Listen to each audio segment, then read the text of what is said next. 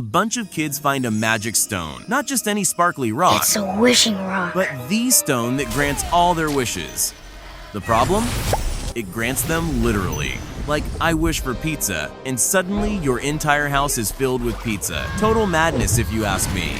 And if you want to see some real madness, then get ready for the lowdown on this wishing stone. We kick things off with a classic sibling rivalry. Brother and sister are playing Who Blinks First Loses. Sounds simple, right? Well, these two take it to a whole new level. They eat breakfast, get to school, sit in class, play basketball, come home, eat dinner, and brush their teeth, all with their eyes wide open. They even sleep with their eyes open. They wake up in the morning and the game's still on. But then Mom, typical Amirite, interrupts the fun and it's unclear who won. Kinda unfair if you ask me. Next up, we meet some other residents of Black Falls. Say hello to three brothers, Lag, Luigi, and Laser. These three dream of adventure, so they're digging in the earth near their house hoping to find treasure.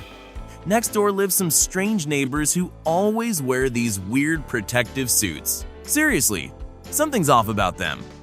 And nearby lives a boy named Toby Thompson, who has zero friends. None. Zip, zilch. Also in this town, there's the Black Box Corporation office, where Toby's parents work. Black Box is like a universal gadget that can be anything. A phone, a player, canned food, a knife, a vacuum cleaner, or a razor. And the owner of this company, Mr. Black, is a total tyrant. As if there weren't enough problems already. Morning in Toby's room. The alarm clock blares. He wakes up, brushes his teeth with braces, eats breakfast, and argues with his older sister Stacy. School is where the real problems begin. Toby is constantly teased by bullies led by Cole Black, who is the son of that same Mr. Black from the corporation. But the worst is Cole's sister, Helvetica. She's just awful. Toby very quickly ends up in the trash. It seems our hero's only friend is a school aquarium fish. Sad, right? In one of the lessons, kids are sharing interesting scientific facts. Helvetica hints that Toby will once again end up in the trash after class. Sure enough, our hero is chased by school bullies again. Toby runs away from them and hides, then climbs a tree. The bullies throw clumps of wet earth at him. Give me a rock!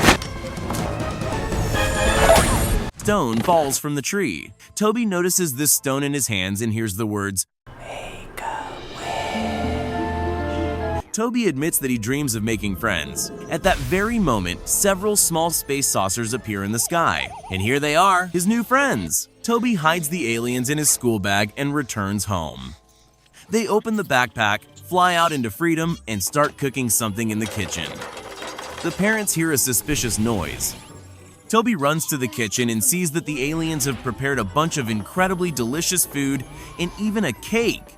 The boy is delighted. After dinner, the aliens clean his room. Later, Stacy comes in, chatting with her boyfriend on the phone, and at that moment, she finds that very bright stone. The girl advises her boyfriend to Well, I wish you'd grow up. How about...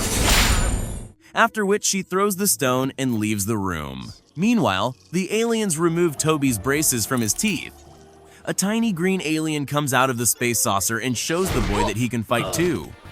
A new day begins. Confident in his abilities, Toby heads to school. Thanks to his new friends, he can even hover above the ground.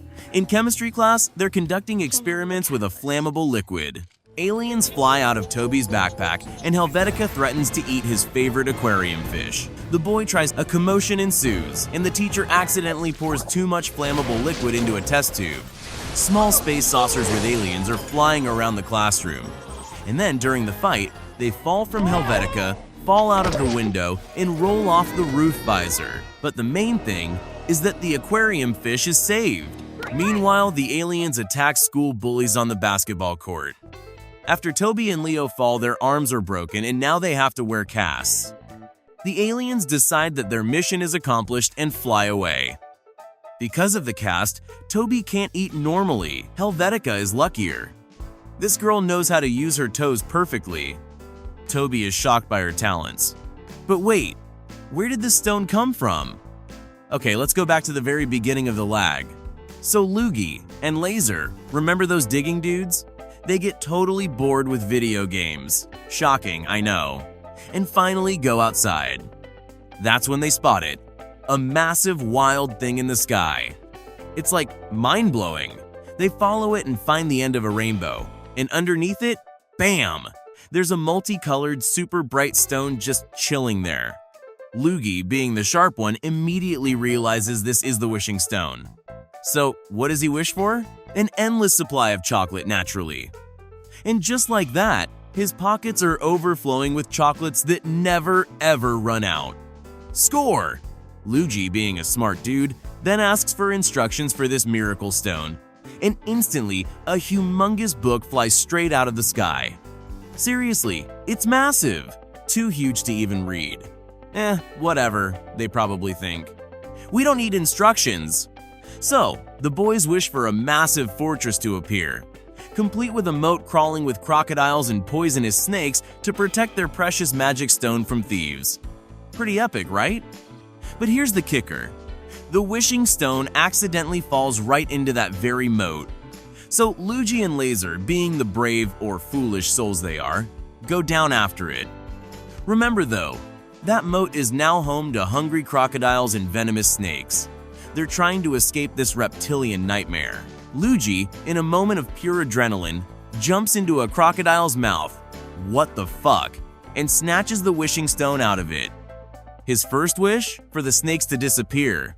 Problem is, the crocodile also managed to make a wish. Now he and all his croc buddies can run on 2 legs. Yep, you heard that right. Bipedal crocodiles. They're like velociraptors but scaly. They're gonna catch those boys for sure. Loogie, thinking fast, wishes for them to be saved. And just like that, a gigantic pterodactyl appears in the sky and swoops them right up to the top of their fortress. Talk about a narrow escape. But it's not over. In a truly mind-bending turn, the crocodiles can now walk on walls thanks to their wish.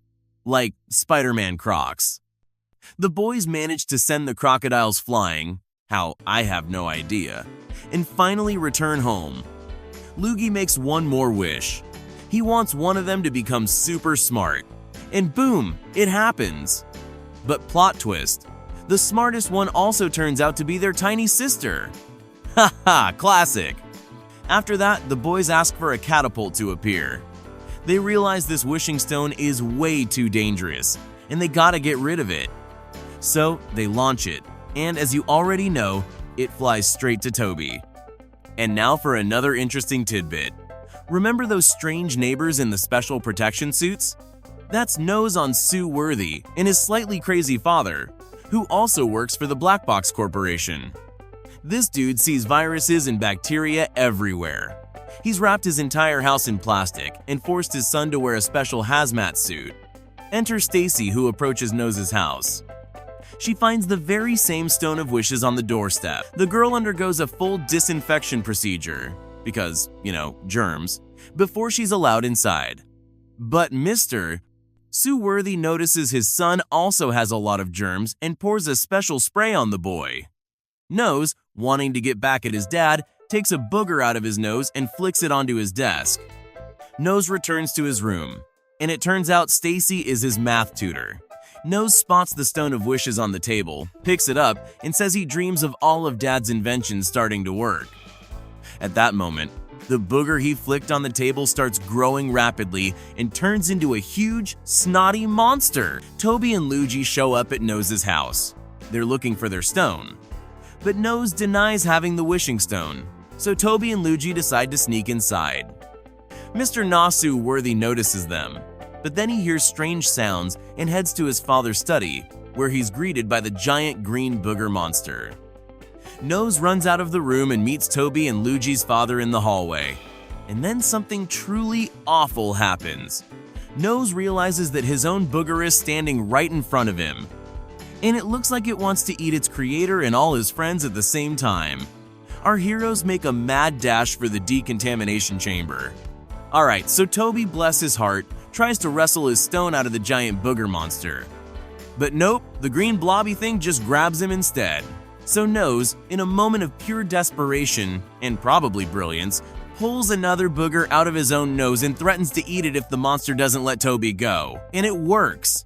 I kid you not. The boys manage to escape, with the booger monster hot on their heels. Luckily, Mr. Noswar, with his mad scientist skills, manages to suck it into one of his devices and shrink it down to the size of a mouse. And the best part? Toby gets his stone back! Phew! Now hold up, we're taking a detour. We learn a whole nother backstory here. Toby's parents are heading to a masquerade ball thrown by their tyrannical boss, Mr. Black. It's clear from this scene that work has driven a wedge between them. They barely communicate. Toby's mom goes into his room and spots the wishing stone on the floor. She just shrugs, puts it in her purse, and heads off to the masquerade. Later, Toby realizes his stone is gone. He instantly knows his mom took it, so he hops on his bike and speeds off to the masquerade. Mr. Black and his kids are the first to arrive.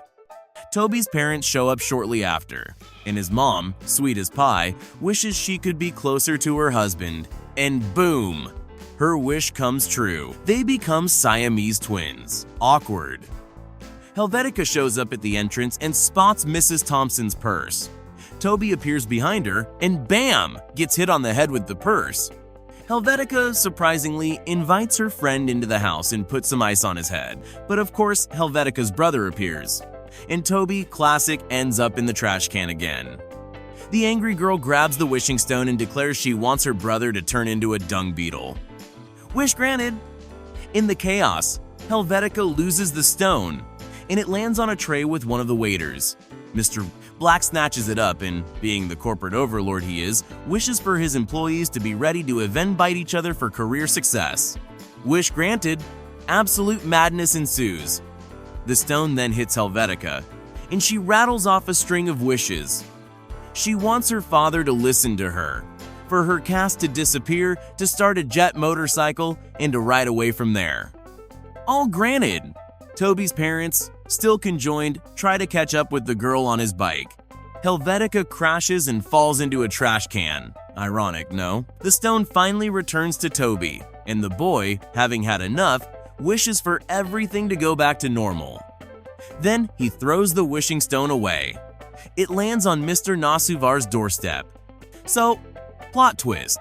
We now understand that this whole escapade, the booger monster, the masquerade, the Siamese twins, happened before the giant booger uprising. We return to the moment our heroes defeated the green monster.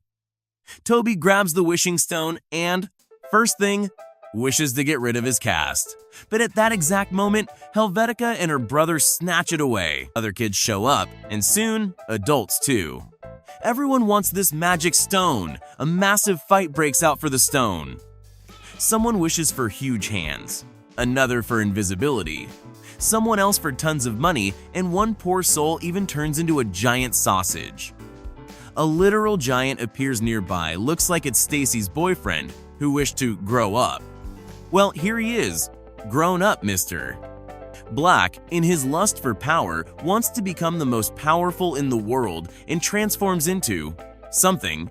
Helvetica transforms into a giant wasp, and her brother, as wished, becomes a dung beetle. Toby summons his aliens, and Loogie summons an army of crocodiles. An epic battle of wishes begins. Suddenly, Luigi's little sister, now super intelligent, appears. A crocodile flies at her.